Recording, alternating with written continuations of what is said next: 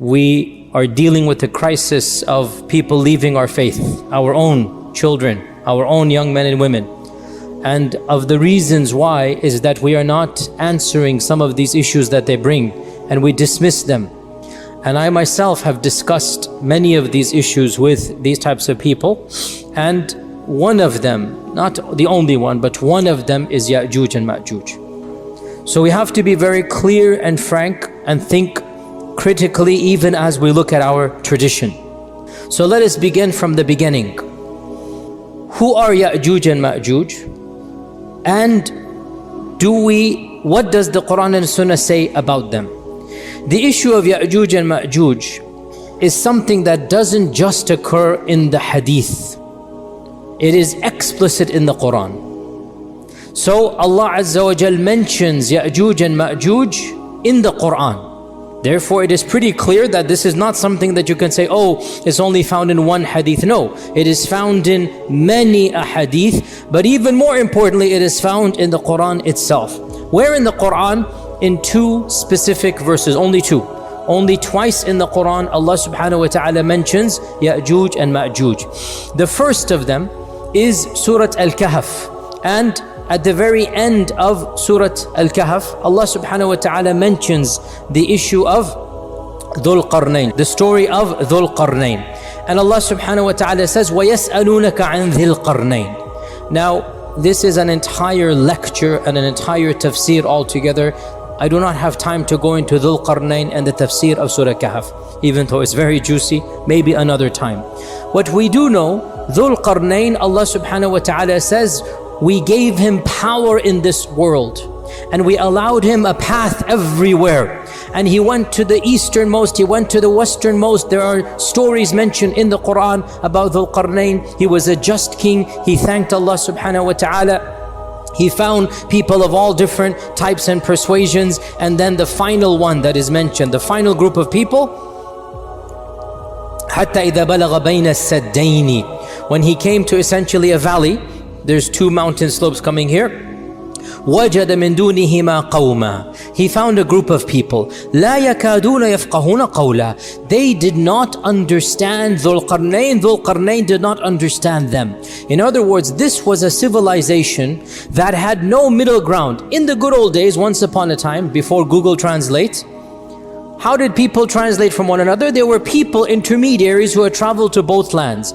Inevitably, you would find somebody who spoke Latin and Arabic, who spoke, this language and that language. You would find somebody. Dhul-Qarnayn went to such a faraway land that the language of those people and the language of Dhul-Qarnayn had no middle ground.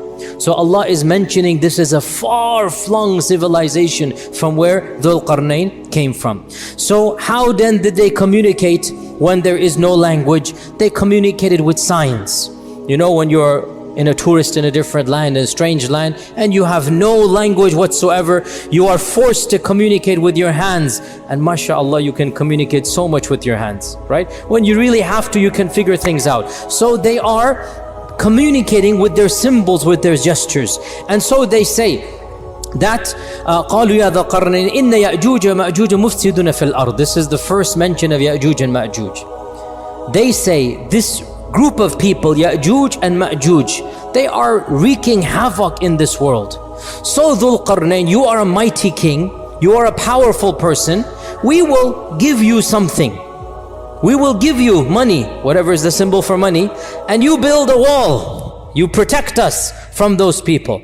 O Dhul-Qarnayn, you are clearly a man of intellect and power, a mighty king. You have a civilization we do not have. You have strength we do not have. So we want you to do something to protect us. So Dhul-Qarnayn has gone to the furthermost regions of the world, and there is a group of people even beyond that region. This is called Yajuj and Majuj. And this civilization is saying, we want protection. We'll pay you to build this barrier between us and them. So Dhul-Qarnayn says, I don't need your money. ما مكنني فيه ربي خير فأعينوني بقوة. I don't need your money. I have plenty. What are you going to give me?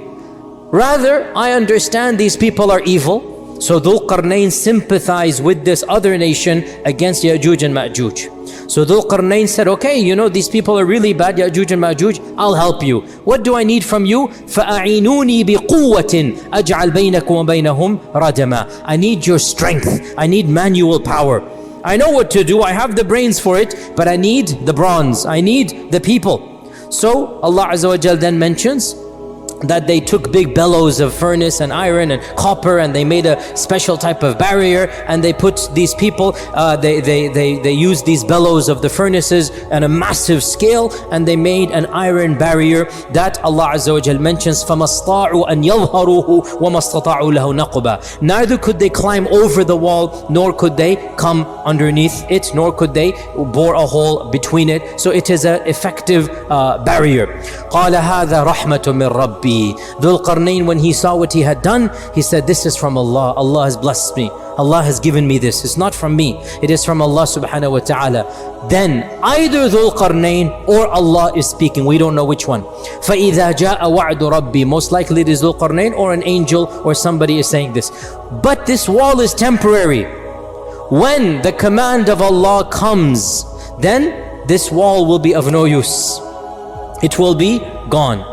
وَتَرَكْنَا بَعْضَهُمْ يَوْمَئِذٍ يَمُوجُ فِي بَعْضٍ. And on that day, these groups will be like waves, just intermixing amongst one another, and the trumpet will be blown. So this is the first mention of Dhul-Qarnayn, and it deals with the wall, the first mention of Yajuj and Majuj, and it deals with the wall that was built by Dhul-Qarnayn. The next mention of Yajuj and Majuj is Surah Al-Anbiya verses 92 to 97. Surah Al-Anbiya verses 92 to 97, where Allah subhanahu wa ta'ala mentions in the Quran regarding Judgment Day, حَتَّى إِذَا فُتِحَتْ يَأْجُوجُ وَمَأْجُوجُ وَهُمْ مِنْ كُلِّ حَدَبٍ يَنْسِلُونَ. Until finally Yajuj and Majuj will be allowed out. Futihat. They will be allowed out, and they are going to be pouring down from every single, slope, from every mountain. They're going to be coming. وَقْتَرَبَ الْوَعْدُ الْحَقِّ. And judgment will now be asunder, will now be well close. So Yajuj and Majuj are right before Judgment Day. This is pretty clear in the Quran. فَإِذَا جَاءَ وَعْدُ رَبِّي in Surah Al-Kahf. Over here, وَقْتَرَبَ الْوَعْدُ الْحَقُّ. And the inevitable hour is coming. So twice in the Quran, Allah mentions Yajuj and Majuj, both of them linking it directly to Judgment Day, right before Judgment Day.